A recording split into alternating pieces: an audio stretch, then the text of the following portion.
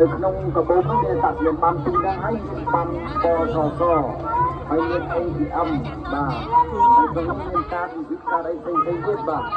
ចឹងបើសិនជាអូនទាំងពីរបានលឺហើយអាចមកទទួលយកវិញបានណាយើងខ្ញុំរក្សាទុកនៅឯទីវិទ្យាសាស្ត្រស្រាល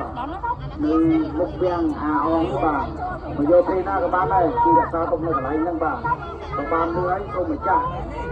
បាទតាក់មានបាននេះគឺต้องធ្វើថ្មីទេបាទបាទ